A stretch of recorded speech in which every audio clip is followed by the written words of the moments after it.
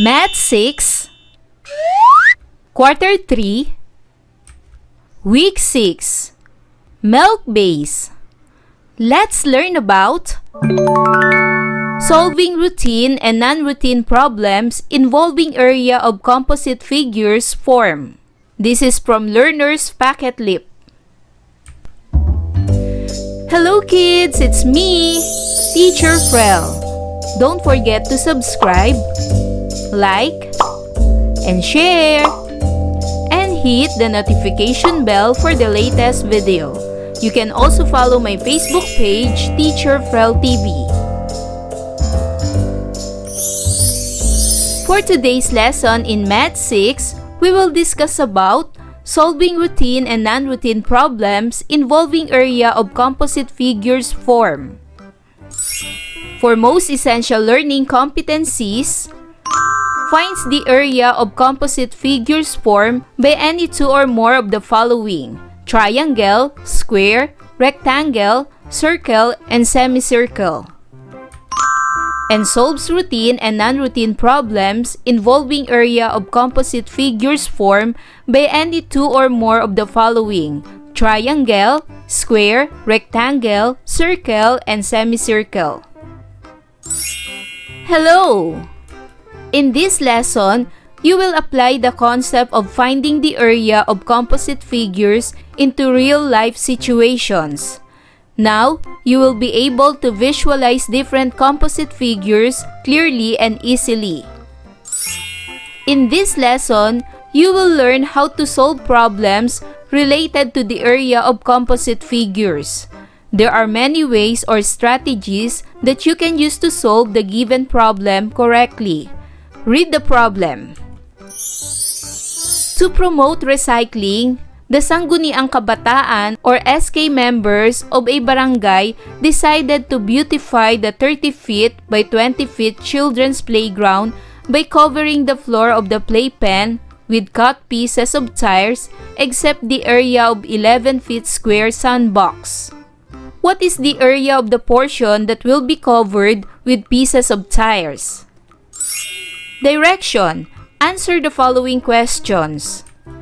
Number 1. What is the shape of the playpen? The shape of the playpen is rectangle. Number 2. What is the shape of the area that will not be covered with pieces of tires? The shape that will not be covered with pieces of tires is square. And number 3. What is as in the problem? Now, let us solve the problem. Let us analyze and identify the figures in the problem. The figures are rectangle and square. Find the area of the two figures. Let's find the area of the rectangle. The formula in finding the area of the rectangle is area of a rectangle equals length times width. The length is 30 feet and the width is 20 feet. So 30 feet times 20 feet equals 600 feet. So the area of the rectangle is 600 square feet. And then find the area of the square. The formula in finding the area of the square is area equals side times side. So the side of the square is 11 feet. Same with the other side is 11 feet. So 11 feet times 11 feet equals 121 square feet. The area of the square is 121 square feet. Subtract the area of the rectangle and area of the square. The area of the rectangle is 600 square feet minus the area of the square is 121 square feet equals 479 square feet. So the total area of the playpen that will be covered with pieces of tires is 479 square feet. Let's study more examples. Example number 1. A swimming pool, 44 meters long and 17 meters wide, has a footpath of 2 meters surrounding it. What is the total area of the footpath? Analyze the problem. First, understand the problem. What is as? the total area of the footpath. What are given? The given are swimming pool with 44 meters long and 17 meters wide, 2 meters footpath around the swimming pool. Step 2 is to plan. How are you going to solve the problem? Letter A, draw the figure of the swimming pool and the footpath around it. Letter B, solve the area of the swimming pool. And letter C, solve the area of the swimming pool surrounded by footpath. For step 3, solve the problem. Show your solution. Area of the swimming pool. The formula in finding the area of the swimming pool is area equals length times width. The length of the swimming pool is 44 meters and the width is 17 meters. Now, multiply 44 meters times 17 meters equals 748 square meters. This is the area of the swimming pool. Now, find the area of the swimming pool with a footpath. To find the area, add 44 meters plus 2 meters and another 2 meters. Then multiply to 17 meters plus 2 meters plus 2 meters. So 44 plus 2 equals 48 meters. And 17 plus 2 equals 21 meters. And then multiply 48 meters times 21 meters equals 1,008 square meters. This is the total area of the swimming pool with a footpath. Then, subtract the area of the swimming pool from the area of the swimming pool surrounded by a footpath to find the area of the footpath. Subtract 1,008 square meters minus 748 square meters equals 260 square meters. The area of the footpath is 260 square meters. Example number 2. Ella has a rectangular sheet of paper with a length of 16 cm and a width of 11 cm. She cuts out a small rectangular piece measuring 7 cm by 6 cm at one corner of the paper. Find the remaining area of the paper. Analyze the problem.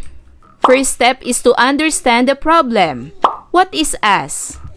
The remaining area of the paper. What are given? A sheet of paper 16 cm by 11 cm. A rectangular piece 7 cm by 6 cm to be cut at one corner of the paper. For the second step is to plan. A. Draw the figure. B. Find the area of the whole paper. And C. Find the area of the part to be cut. Third step is to solve. Let us find the area of the paper, the whole area of the paper, with the formula of area equals length times width. The length is 16 cm and the width is 11 cm. 16 cm times 11 cm equals 176 square centimeter. Now, find the area of part to be cut. So the part to be cut is with a length of 7 cm and the width is 6 cm. The formula is area equals length times width, or 7 cm times 6 cm equals 42 square centimeter. That is the area of part to be cut. Then subtract the area of the part to be cut from the area of the paper. So 176 square centimeter minus 42 square centimeter equals 134 square centimeter. The remaining area of the paper is 134 square centimeter. Example number 3. Find the area of the colored region. Analyze the problem. First step is to understand the problem. What is asked? The area of the shaded region. What are given? Dimensions of the rectangle is 16 cm by 11 cm And the dimensions of the triangle, the base is 4 cm and the height is 5 cm. Step 2 is to plan. A. Draw the figure. B. Find the area of the whole rectangle. And C. Find the area of the triangle part to be subtracted. Step 3 is to solve. Let us find the area of the rectangle. The formula is area equals length times width. 11 cm times 16 cm equals 176 square centimeter. Now, find the area of the triangle. The formula is 1/2 times base times height, or 1/2 open and close parenthesis 4 cm, which is the base, times 5 cm, which is the height. 4 times 5 equals 20, divided by 2 equals 10 square centimeter. Subtract the area of the triangle to the area of the rectangle. So 176 square centimeter minus 10 square centimeter equals 166 square centimeter. The area of the colored region is 166 square centimeter. Let us now proceed to learning task 1. Solve the following problems. Show your complete solutions and answers on a piece of paper. Number 1. Manny painted a 4-sided figure inside a circle whose radius measures 30 cm. Each side of the 4-sided figure he painted measures 13 cm. What is the figure that Manny painted? What is the area of the circle that is not painted? Now, let us find the area of the circle. With the formula of area of a circle equals pi times radius square. 3.14 represented the pi times the radius is 30 cm. So multiply 30 cm by itself. 30 times 30 equals 900 square centimeter. So 3.14 times 900 square centimeter equals 2,826 square centimeter. Now, let us find the area of the square. The formula is area equals S square. 13 cm times 13 cm equals 169 square centimeters. This is the area of the square. And then subtract the area of the circle and the area of the square. 2,826 square centimeter minus 169 square centimeter equals 2,657 square centimeters. So the area of the circle that is not painted is 2,657 square centimeter. Number 2. The figure below is composed of a rectangle and a half circle. Find the area of the figure. Figure is not drawn to scale. Let us find first the area of the rectangle with the formula of area equals length times width. The length of the rectangle is 9 cm and the width is 2 cm. 9 times 2 equals 18 square centimeter. The area of the rectangle is 18 square centimeter. Now, let us find the area of semicircle. The formula is area equals pi times radius square. The diameter of the half circle is 4 cm and the radius is 2 cm. 3.14 represented as pi times 2 cm, which is the radius of a semicircle. Multiply by itself. 2 times 2 equals 4. So that is 4 square centimeter. Then multiply 3.14 times 4 square centimeter equals 12.5 square centimeter. Divided by 2, because this is a half circle, equals 6.28 square centimeter. Add 18 square centimeter plus 6.28 square centimeter. The answer is 24.28 square centimeters. So the area of the figure is 24.28 square centimeter. Number 3. Calculate the shaded region. Show only your solution and answer. Let us find the area of the triangle. The formula is 1/2 times base times height. The base of the triangle is 10 cm and the height of the triangle is 8.7 cm. Then multiply 1/2 times 10 times 8.7 equals 43.5 square centimeter. This is the area of the triangle. Now, let us find the area of the square. The square is inside the triangle. The formula is A equals S squared. 2 cm times 2 cm equals 4 square centimeter. And then subtract 43.5 square centimeter minus 4 square centimeter equals 39.5 square centimeter. So the shaded region is 39.5 square centimeters. Learning Task 2. Follow the steps discussed in the lesson in solving the following problems. Use pi equals 3.14. Write your answers on a piece of paper. Number 1. A circle is inscribed with a 7-meter square. What is the area in square meter of the shaded region? So let us find the area of the square. The formula is A equals S squared. 7 meters times 7 meters. The side of the square is 7 meters. 7 meters times 7 meters equals 49 square meters. This is the area of the square. Now, get the area of the circle. The formula is area of the circle equals pi times radius square.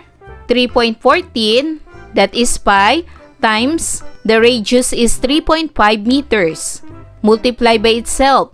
3.5 times 3.5 equals 12.25 square meters. Then multiply. 3.14 times 12.25 square meters equals 38.465 square meters. Then subtract 49 square meters minus 38.465 square meters equals 10.535 square meters. So this is the area of the shaded region. Number 2.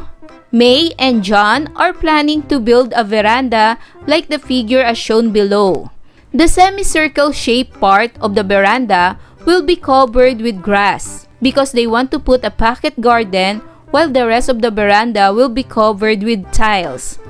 What is the total area of the veranda that will be covered with tiles and grass? First, let's get the area of the rectangle. The formula is length times width, or 6 meter, which is the length of the rectangle, and 5 meters is the width of the rectangle. 6 meters times 5 meters equals 30 square meters. So this is the area of the rectangle. Now, get the area of the semicircle.